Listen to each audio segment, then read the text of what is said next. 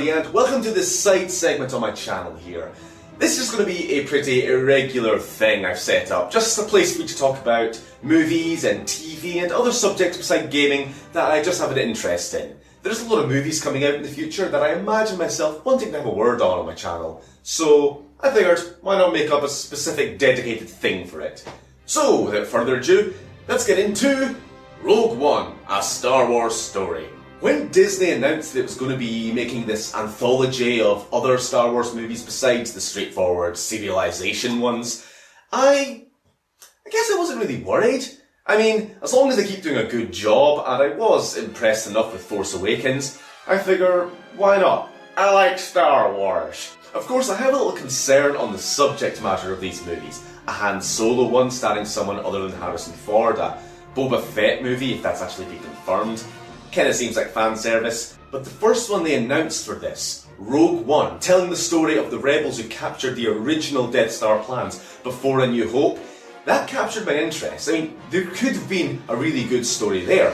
So naturally I was looking forward to this movie, and on the initial trailers, I was very impressed. It looked gritty, it looked like a war movie in this Star Wars, which is really more about kind of character road trips half the time, a bit of spiritualism in there, with war as more of a backdrop. Straight from the get-go, we can tell this isn't a regular Star Wars movie. It doesn't open the way a normal one would, but I can kind of respect that. It's not trying to be one of the serialized number ones, 1, 2, 3, 4, 5, 6 and so on. It's a story taking place in the Star Wars universe, but not one of the episodes, so to speak. But the challenge then is, does it feel like it's taking place in that universe? Does it actually feel like a Star Wars movie then? It does. It does succeed in this, but definitely, and you can tell this from the trailers, it does seem tonally different, grittier. It opens with a bit of a flashback for our main character, Jyn Erso, played by Felicity Jones. Now, I've kind of been deliberately avoiding trailers and any kind of plot points for this movie, so I went in basically knowing the simple, it's about getting the Death Star, so this was all new to me.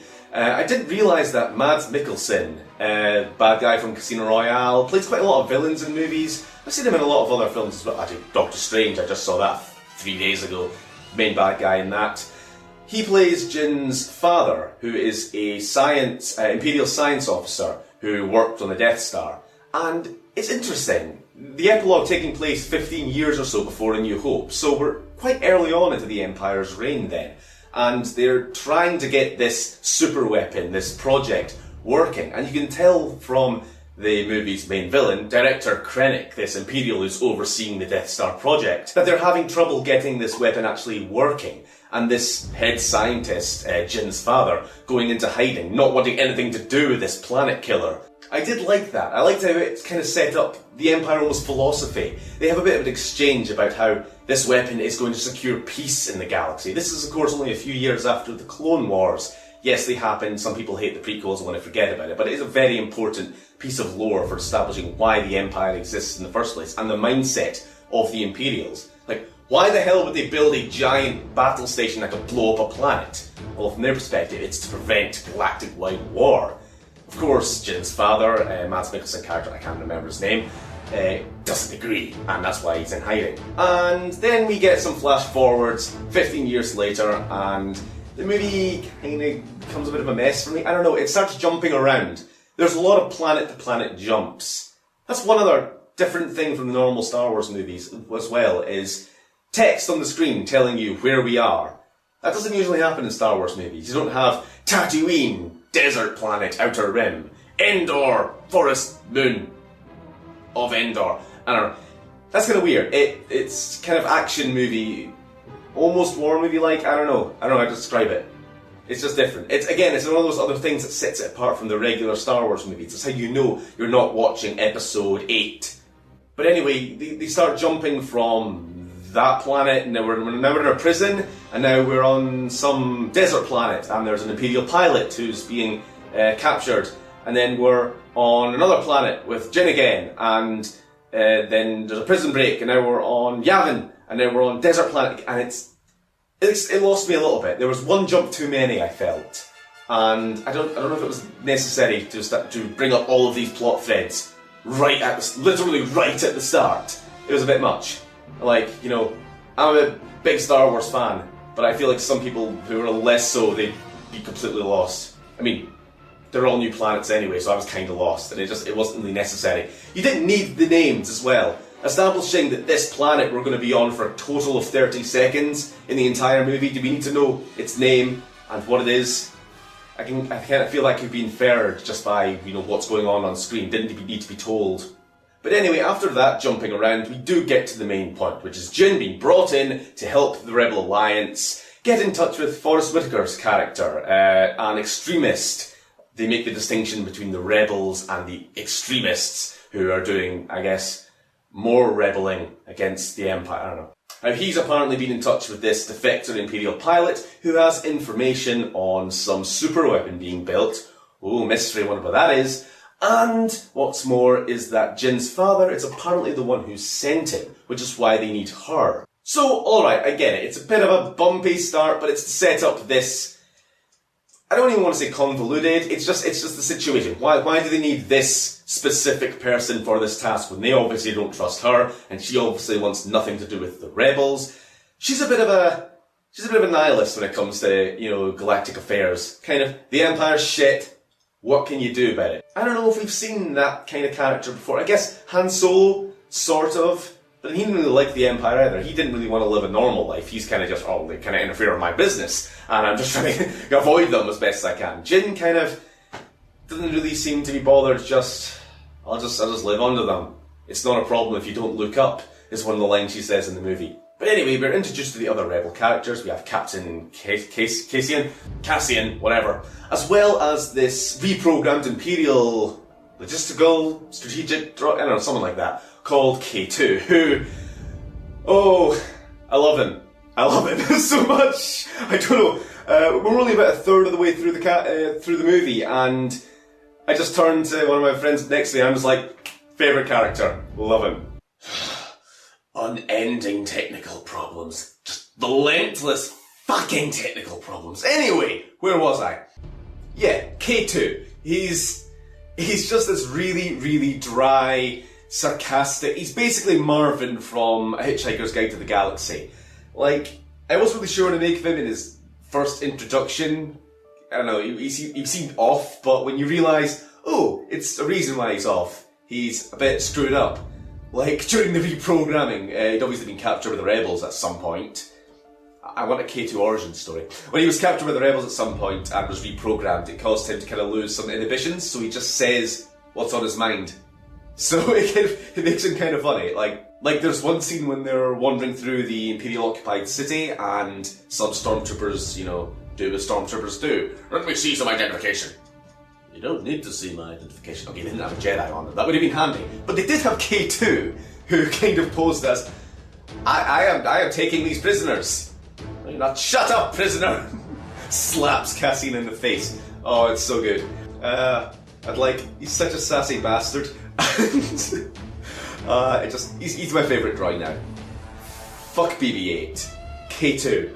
Anyway, while we're talking about this city scene on this planet, I don't fucking remember the name of it at all. It's not Tatooine, it's another desert planet, which actually really reminded me of Korriban, if you've ever played some of the BioWare Star Wars games, Old Republic, Knights of the Old Republic, or that. It's like ancient Sith homeworld, and it's kind of a reason for that. It almost seems inspired by that, except it's an ancient Jedi planet of some sort. So there's Jedi temples there, and there's like that big fallen statue you might have seen in some of the trailers or promotional photos. And the Empire are there to basically ransack these long pillaged Jedi temples for kyber crystals, which I kind of like. They've brought that back into the lore officially. That's part of the Death Star laser fuel. I like that. I mean, I remember that being a part of the mission in Battlefront 2. There was a mission to collect kyber crystals, so it's kind of nice that they brought that back. Anyway, this planet, it's pretty cool looking, and the city is built into this ancient, like, you want to say, it looks like something that could exist in our world. Ancient or sandstone kind of structure. You've seen it in the trailers with the Star Destroyer above it, and just that shot of a Star Destroyer above a city. It's so oppressive. It's a very, very cool visual motif.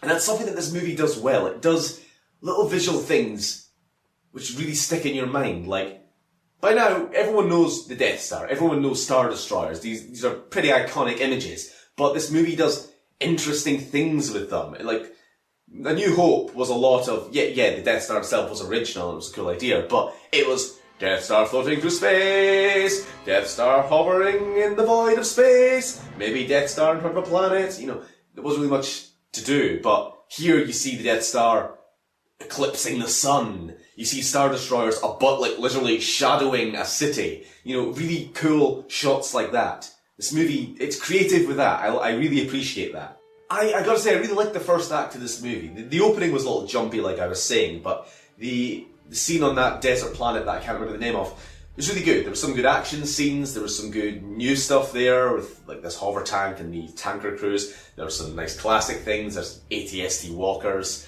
and it's pretty good. And these characters, like Cassian, I'll just say he's not a typical rebel. He'll take you by surprise. He does not fit in, he would not fit in with Luke, Han, and all these characters. I mean, like, if people are going to complain about whether or not Han shot first, you know, they're going to have a heart attack with Cassian. I'll just say that. And even Jyn, like I was saying, she just doesn't seem to care. She's here for the mission because she's essentially been imprisoned, just as she was with the Empire, but by the rebels this time, and she's been forced to do this for them. But she doesn't really care about the cause, at least not yet. You know, and I like that as well. It's not the look, oh, I just want to go into space and fight the Empire, or anything like that. It's different. It's not even, I think Rey was a little, like, I don't know, Rey was a bit different. She wanted to get off the planet, but she didn't. I don't know. There was some thing there with her which we don't quite fully understand yet. Wanted to see her parents or whatever. But Jin's different. She's seen the bad things the Empire does. And I don't know, I don't think she really cares anymore at this point, given what's happened to her parents in the past. And we do meet this Forrest Whitaker character, who's like this leader of some extremist rebel cell, who's kind of cool, but I will say across the whole movie doesn't really do that much, given how much he was prominent in promotional art and trailers and that. Didn't really get a lot. I mean, I guess it was just kind of a big name actor we need, so whatever. Anyway, the first act ends with a fucking amazing action sequence, I guess I'll just say, involving the Death Star. You know, kind of like this whole movie does. But I don't want to give it away, it's just a very, very cool scene. Okay, maybe this is a bit of a spoiler, it's quite early on in the movie, but there's a hologram sequence of her, not speaking to her father, but getting this message, as if she's in the presence of this father she's not seen since she was a child. And on several levels, it's a very good scene. I'll leave one, there's a bit of a spoiler there, I'll get to that in a second. But the sequence itself, she's, again, I keep wanting to say speaking to her father, but it's like she is, but he's just looking straight ahead and she's pretty much crying there. And meanwhile, the world is quite literally falling apart around. But she is completely focused just on this while everything else is fucking up. It's very good. And it kind of ties a very, very good knot in one of the big plot holes that people always complain about with A New Hope. Some people might think it's a bit contrived. I thought it was fucking brilliant. When Mads Mikkelsen's character, Jin's father, says this particular line, I just go to the guy next to me, and we just look at each other. Oh, it's so good. Anyway, the movie goes on. I kind of start to lose it a little over halfway through. There's a bit too many heroic speeches going on. There's about 3 in a row. Jin makes this character turn that there's good reason why, I won't give it away. But she suddenly seems to be, you know, at the war table giving the heroic speech when previously she was just this criminal being used for one mission, didn't really seem to care about the cause. Meanwhile, all the rebels, like the actual rebel leaders, the senators, quite a few good characters in there. I don't know if they're all references. Bail Organa's there, same actor from episode 2 and episode 3. That was really cool to see. Mon Mothma, who appeared earlier in the movie as well, played by an actress who was in episode 3. I think didn't make the final cut, but same actress, still pretty cool. She does look like Return of the Jedi Mon Mothma, so it's pretty cool. But anyway, there's this big scene, and you can tell the rebels are shitting themselves. They've got confirmation now that the Death Star is a thing, and quite a lot of them are kind of like, well, what's the fucking point anymore? I think we should just give up. Scatter the fleet, surrender, go, run. And yeah, it takes Jin to pull them together, which was, yes, main character, kind of the trope that has to be done, but given how this is a spin-off movie and she's never referenced again, kind of, I don't know, centre of the rebellion for that shining moment. I don't know, it seemed a little off, but you know, again, I understood why. The whole scene is pretty much Council of Elrond from Lord of the Rings. Even has a bit of a, you know, I have my sword, you have my bow at the end, another heroic speech. K2 gives another fucking great line. You know, I'll stand with you, Jin. Cassian tells me I have to. And from that we go into the final act, which is amazing. The whole Scarif battle, that's that tropical looking island planet. It's so cool, it's so... Unfortunately, because I kind of know Star Wars in depth, I was able to immediately call what would happen from the moment they got on the planet. I'll just say they come in and they go, oh, look at that radar dish. I bet that transmits a lot of data. Alright, so now I know where this is going to go now, thanks. They bring in a lot of things that I think a lot of fans would want to see. Of course, the AT-AT walkers. You've got hordes of fucking stormtroopers who are getting mowed down by, this one character, what's his name? Baze Malbus, that's the guy with the red armour and this, like, fucking chain gun thing.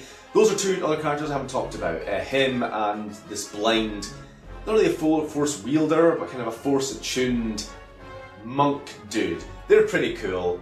They don't do that much in the movie, but, you know, I like them. Monk Dude has a really, really good scene during this Scarif battle. Yeah. Again, I don't want to say anymore. And then, of course, during this battle, you've got these guys. Fucking awesome. These Death Troopers have been appearing in the movie right from the first scene, and they're intimidating. They speak with this really garbled, radio-y voice. If they're not like regular stormtroopers, so, you know, you hear, "Let me see your identification." You don't need to see my identity. Stop it! But they speak in this way, they're very inhuman. They remind me of the Combine Soldiers from Half-Life 2. And because they don't do anything for pretty much the whole movie until the end, I mean, I don't really know what to make of them. I was worried that they would maybe just be eye candy, essentially. But when they do get into the combat, oh, you can see why. And I'm so glad they made them actually live up to pretty much the reputation they were getting. Like these elite fucking soldiers. Because up until this point, okay, stormtroopers running out of bunkers and just getting mowed down by chain guns and by rebels. You know, pretty much stormtroopers doing what stormtroopers do. One squad of these guys and the rebels turn tail. I love that. I'm so glad they did that. And they aren't made cannon fodder. They aren't made the foils for the rebels like regular stormtroopers are. Scary motherfuckers, and I kind of hope if they do more of these anthology movies in the same time frame, you know, kind of Galactic Civil War, if they'd show up again, that would be really cool. They're kind of like Boba Fett, except actually do stuff.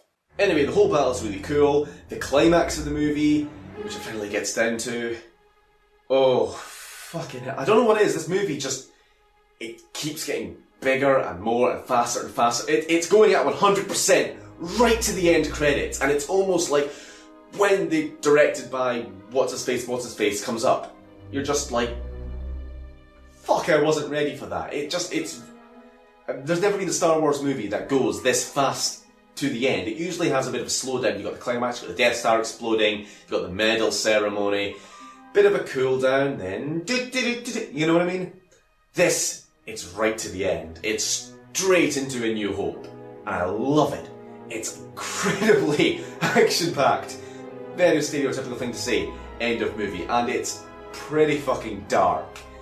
Like, I was concerned...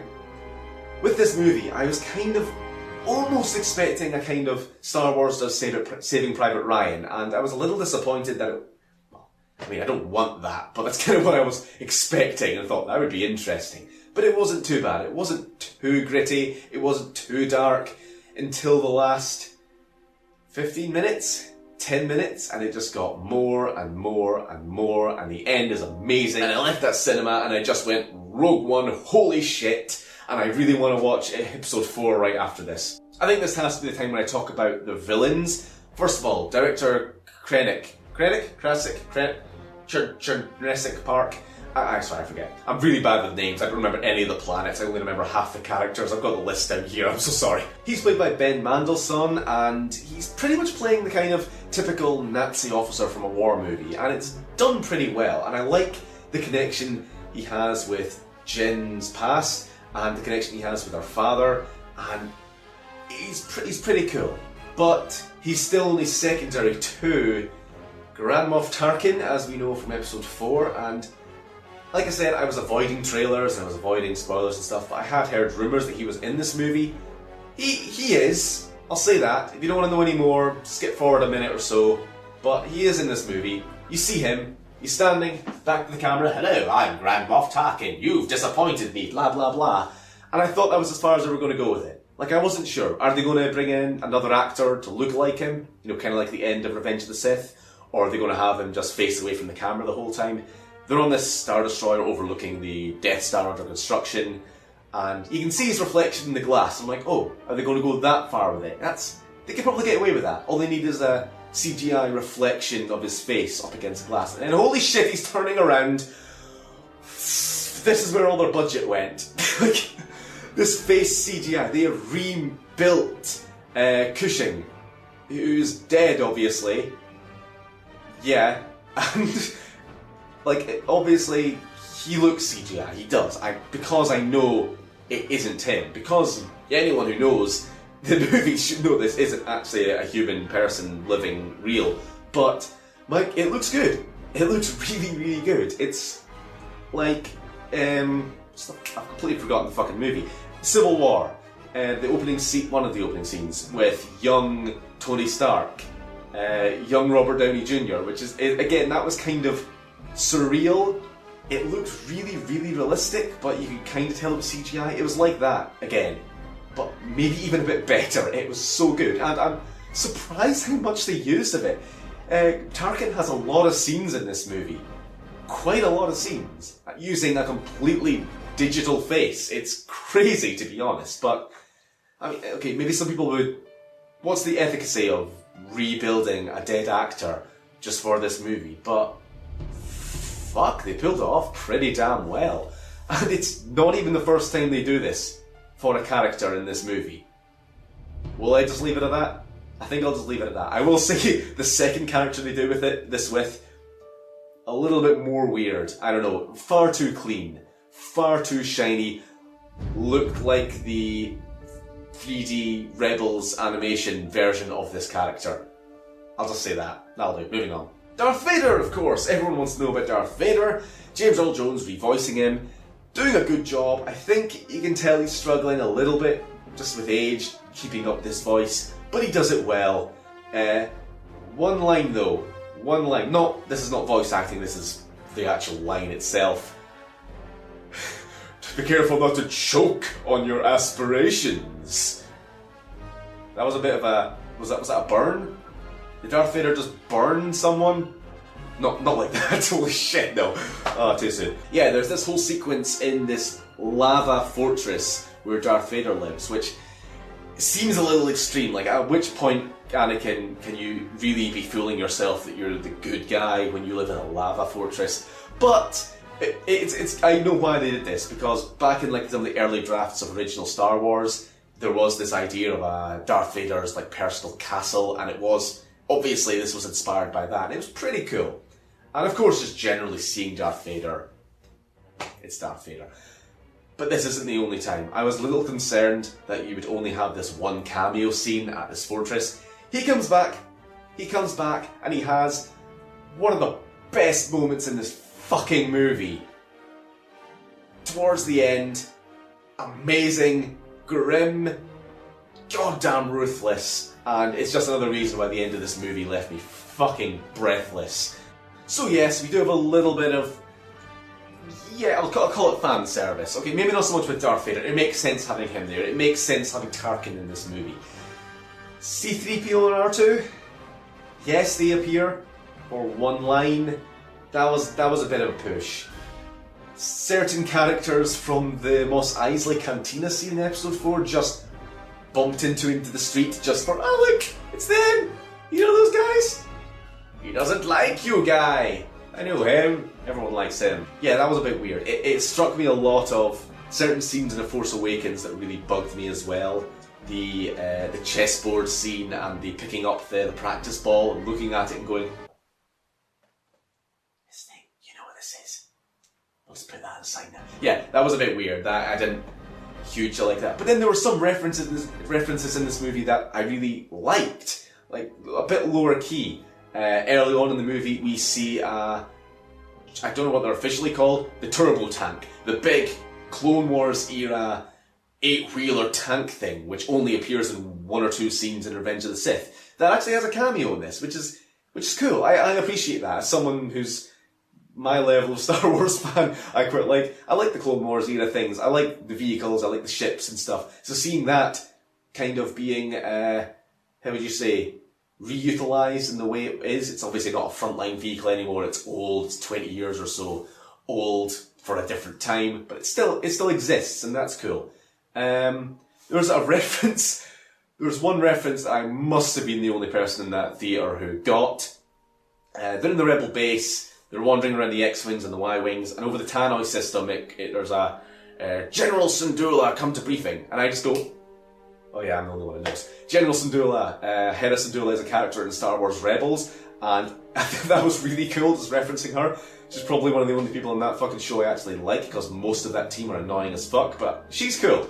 And I think she got a promotion. I'm not sure where rank she is at the moment in the show, but that's cool. Assuming it is her, it must be her. Also, speaking of Rebels, they bring in a certain starship that was in Rebels, which was in itself a reference to a starship from Knights of the Old Republic. So they've made that definitely canon, which is pretty cool. It's this Hammerhead frigate, which they use in a pretty fucking amazing sequence involving a slightly disabled Star Destroyer and a bit of head-on collision. Pretty awesome. So, all in all, I really like this movie. It has a few problems here and there, but, well, I mean, I was going to like it anyway. I'm a Star Wars fan. Can you tell? But the change in tone and just the actual action sequences, it's going to be so good watching this as part of an overarching marathon. At least Episode 3, Rogue One, Episode 4, 5, 6. It's going to be really interesting to see this, because it does tie in so much together, and it does it well. It's not too it's not too stupidly done. The acting is spot on across the board. I really like Mads Mikkelsen's character, actually. I just want to stress that. Jin's father, I really liked him. I thought he did a great job. Felicity Jones as Jin herself did a good job. Diego Luna as Captain Cassian. I'm not even bothering to remember his name anymore. He's good. There was a bit of, I was worried. Because this is a war movie, that's a problem I have with pretty much any World War II, Vietnam, whatever war movies, is the characters are never usually that good. You never really become that attached to them, and they're often pretty indistinguishable from each other. They're all just green suits, fighting and dying, and you get attached to this guy, and then grenade to the face, he's dead, oh well. This movie isn't as bad for that. Yes, there are a lot of nameless rebels who you see a few times in scenes and then they're offed. Even some of the more interesting looking ones, like some of the aliens. There's this one kind of weird looking little reptile guy who at one point does this, when the AT-ATs show up, he does this little scream with his mouth. It's just like, ah! The characters are all good, they're all fine. The main villain, I kind of liked him, and he is oft in a pretty satisfying and kind of dramatic irony kind of way I quite liked. If Disney continue to make movies of this quality, then I'm fine with the anthologies going on. The Han Solo movie, that's probably the one I'm most concerned with. I kind of imagine them doing more of maybe a bit of a buddy movie, or like a Guardians of the Galaxy type, kind of something lighter than this. This was definitely the most morbid and grittiest of the Star Wars movies we've had. Like, probably up until now it was Revenge of the Sith, maybe Force Awakens after that, I don't know, Empire Strikes Back perhaps. Nah, this takes it now. Just some of the things that happen in this movie are fantastic and amazing set pieces, and they need to be in the movie. There is one thing in this movie I haven't actually touched on, and that is the Death Star, and how important it was, I think, to have essentially what is the Death Star movie. That's what this movie is. A New Hope, it brings in this idea of a battle station and then it snuffs it out in one movie. It doesn't really set up much. That's why I'm glad they made this story, actually. It's good, and they make the Death Star really quite intimidating, and the fact that the rebels around the Council of Elrond table were all pretty much saying, no, we can't, there's nothing we can do, we gotta give up. It really sets up just how big a threat this thing is, and you see its devastating power a few times in this movie, and that's not even at maximum. Episode 4 is the first time it goes full-blown blowing up a planet, which is fine. They don't blow up any planets in this movie. But you do really get the sense of stakes, and yeah, there was a few times that were pretty fucking tense during the actual final act trying to get the Death Star plans. It's good. It's just a good movie, alright? And I'm just gonna keep saying it's a good movie until I stop recording. It's because I got nothing else. I'm done. This is my first movie review. I don't know how to end. I saw someone stop me! Anyway, thank you very much for watching. If you like these kind of videos and you want to see more, let me know in the comments. I know this isn't usually my thing. I know my camera isn't the best. I'm going to try and touch up the audio quality here and other technical stuff you don't care about. But this was a video I wanted to make, and I'm kind of interested in doing more things like this. There's an Alien movie coming up next year for a start. That's probably going to be a big one. And of course, any more top 10s or things like that I do concerning Dragon Ball Z or any other TV shows or movies, they'll probably be on this segment as well. So, yeah. I'm out.